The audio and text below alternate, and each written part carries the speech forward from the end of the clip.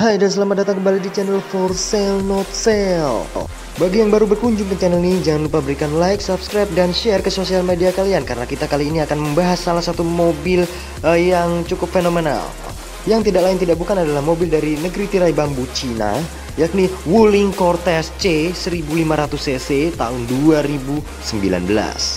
Kalian penasaran? Tonton videonya sampai selesai.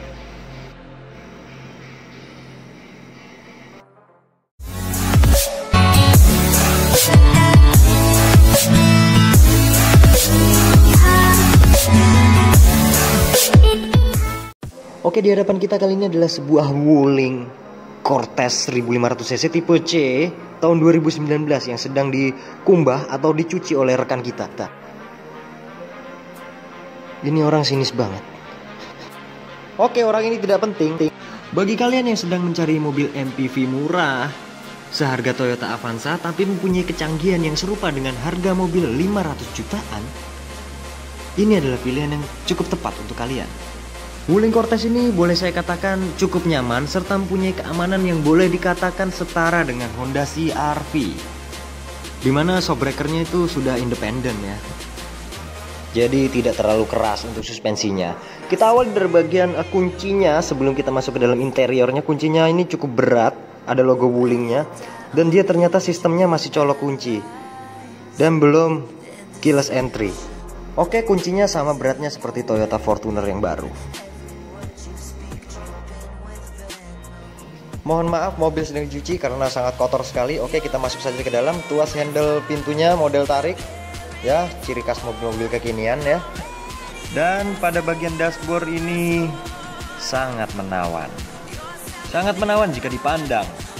Setirnya ini tidak terlalu besar dan enteng sekali, enak untuk digenggam. Tersedia juga audio steering switch untuk mengontrol audio head unit. Logo Wuling di setir berwarna krom. Seperti saya bilang tadi, dia belum start stop engine button, masih sistem colok kunci.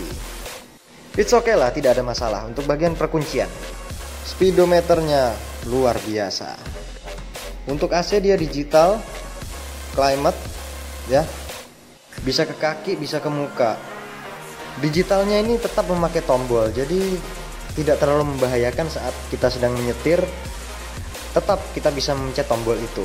Kalau kayak di Honda HR-V, CR-V gitu kan, dia touchscreen ya untuk AC-nya, jadi cukup membahayakan. Hembusan anginnya itu juga lumayan cukup kencang, dingin. Ini yang menarik, ada jam analog di sini selayaknya mobil-mobil khas Eropa yang mewah-mewah seperti ya Rolls-Royce, Bentley. Ini seperti ini nih. Ini yang menandakan mobil itu mewah nih. Keren. Untuk head unitnya dia sudah double din touchscreen, tapi menurut saya kurang smooth ya. Untuk bagian audio ini saya pikir agak cukup aftermarket, karena saat disentuh seperti kurang greget, atau saya boleh bilang kurang smooth. Sedikit berbeda dengan Toyota Innova, tapi ya, cukup standar lah. Sudah bisa koneksi Bluetooth, aux in, sistem navigasi dan radio. Tapi sejujurnya sangat tidak smooth untuk head unit yang dimiliki oleh Wuling Cortez ini. Sudah sejak tadi saya memperhatikan dashboard ini. Sangat menawan sekali ya, meski berbahan plastik keras, tapi dia cukup bagus untuk build quality-nya. Penataannya itu rapih ya, dan warnanya itu sangat cocok, menyatulah dengan jok lah ya. Jadi simple dan elegan. Bagian dashboard ini pun saat disentuh pun tidak terlalu lembek ya. Meski hanya cetakan-cetakan plastik, tapi it's okay lah untuk pembuatannya. Saya berharap untuk kedepannya bisa diberikan aksen soft touch seperti itulah ya, biar terlihat lebih elegan lah. Tuas transmisinya dia 6 speed ya, manual. Jadi kita tidak akan terasa kehabisan gigi saat di tol, saat ngebut. Apalagi dia dibantu dengan jenis penggerak front wheel drive. Jadi tidak seperti Avanza yang memakai teknologi rear wheel drive. Yang kita review kali ini adalah 1500C 6 percepatan manual. Ada lagi yang 1800C Lux Plus IAMT dan 1800L Lux IAMT. Keduanya memakai transmisi 5 percepatan. Handbrake masih model tarik, belum electronic parking brake. Ya wajar lah. Pada bagian door trim untuk pengaturan entertainment kaca-kaca di sini dibalut dengan aksen piano black. Auto kaca hanya untuk bagian pengemudi, yang lain belum. Kaca spion bisa dilipat atau retractable mirror dan bisa diatur. It's okay lah. Ya, so kualitas mobil-mobil kekinian.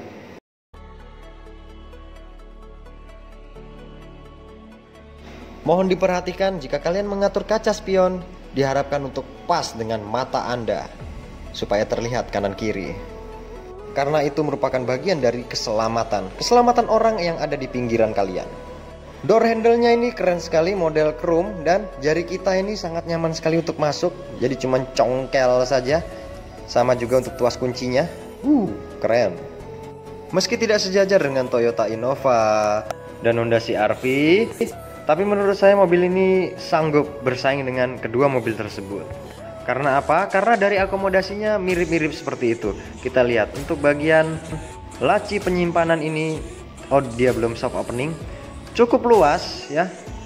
Menurut saya cukup luas untuk membawa beberapa barang yang biasa kalian bawa, barang-barang yang tidak penting itu.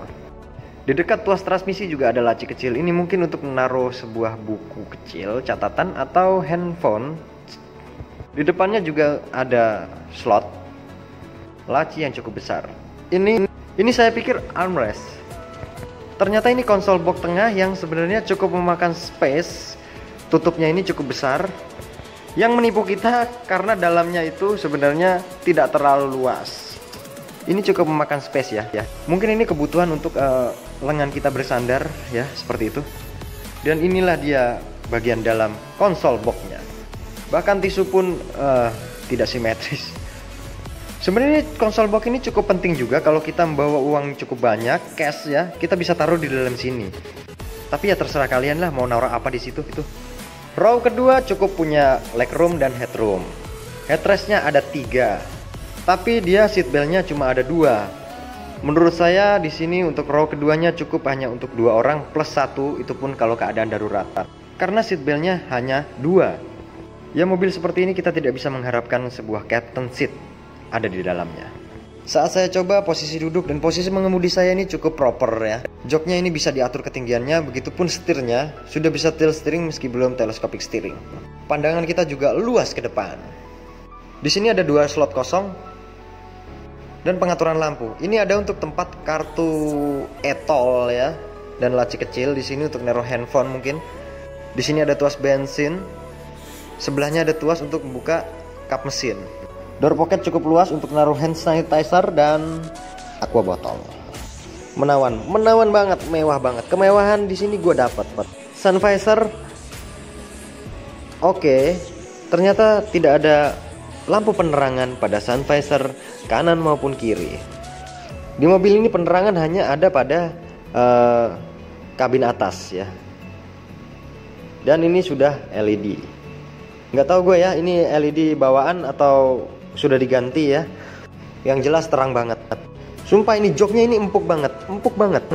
Ditutup dengan, maksud saya dibungkus dengan kulit. Cuma gue nggak tahu kulit apa. Sistem keamanan dia sudah airbag. Oke. Dan sekarang kita keluar saja, cukup panas di sini karena saya tidak menghidupkan mesinnya ya. Kita pindah ke row kedua. Row kedua memang cukup punya legroom. Tapi joknya ini belum captain seat. Saya berharap untuk kedepannya dia tersedia varian yang captain seat. Karena sayang banget gitu loh, mobil sebesar ini kok nggak captain seat. Ini kan selebar Kia Sedona atau Kia Carnival. Semua bagian door trim sudah dilapis dengan aksen piano black dan power window.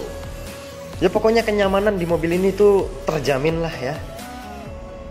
Sekarang kita pindah ke bagian bagasinya. Bagasinya belum elektrik, oke lah tidak masalah. Berat banget, sumpah berat banget. Ternyata di sini ada jok row ketiganya yang sudah dilipat.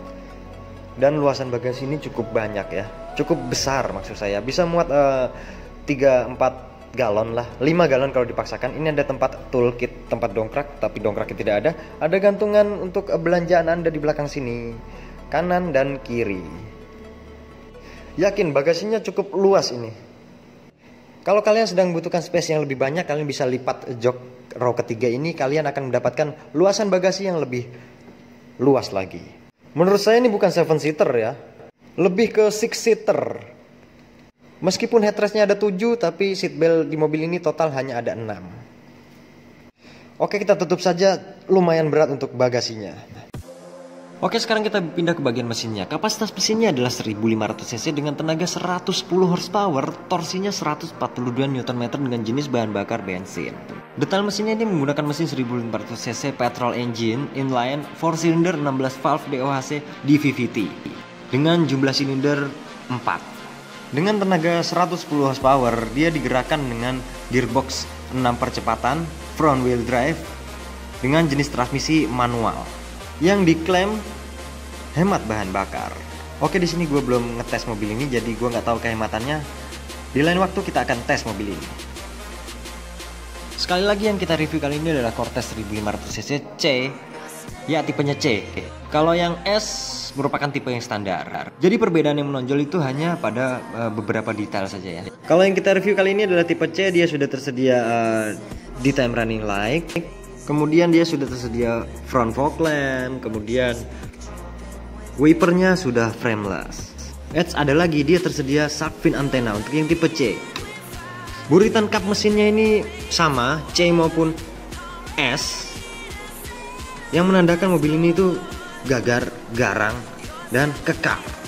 Untuk harga barunya untuk varian yang tipe S itu waktu itu dijual dengan harga 193 juta. Sedangkan tipe yang C yang kita review kali ini barunya itu sekitar 203 juta. Oke. Jadi masih masuk akal lah. Untuk harga sekian kita mendapatkan fitur yang lebih komplit, lebih kompleks ya. Ketimbang kita beli harga mobil sama, cuman fitur yang kita dapatkan itu kurang. Ya karena kenyamanan adalah segalanya, apalagi dalam hal kendaraan. Gue dapat sumber dari auto.com ya. Bagian eksterior itu cukup lumayan menawan dengan lapisan besi di setiap bodi maupun keseluruhan bodi yang bagi saya lumayan tebal. Untuk kekedapan kabinnya juga lumayan cukup kedap ya. Dan ada yang bilang ini luasan mobil ini itu 11-12 dengan Toyota Innova. Tapi semua tergantung pada kalian, sama atau tidaknya mobil ini dengan Innova.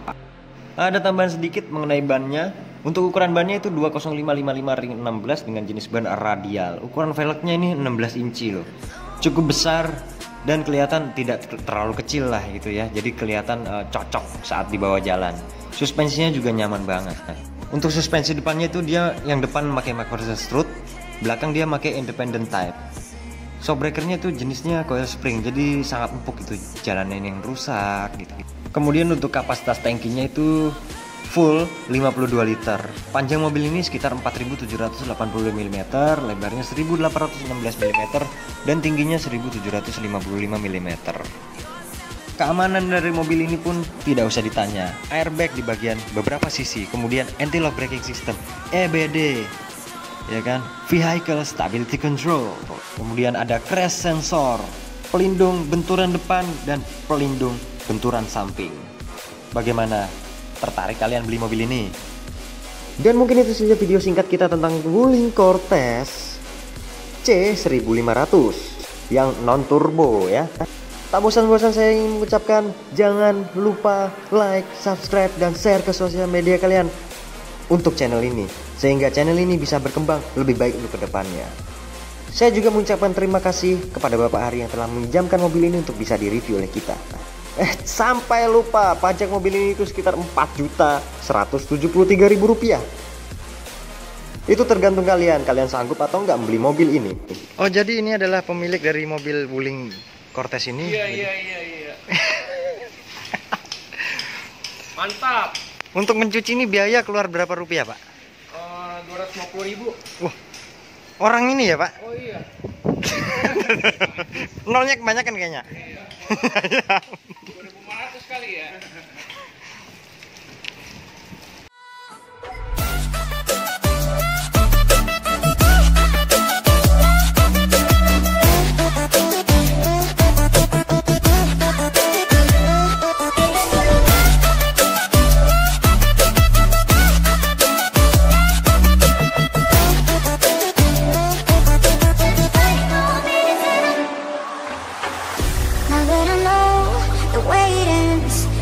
We chose irrelevant. Let's just pretend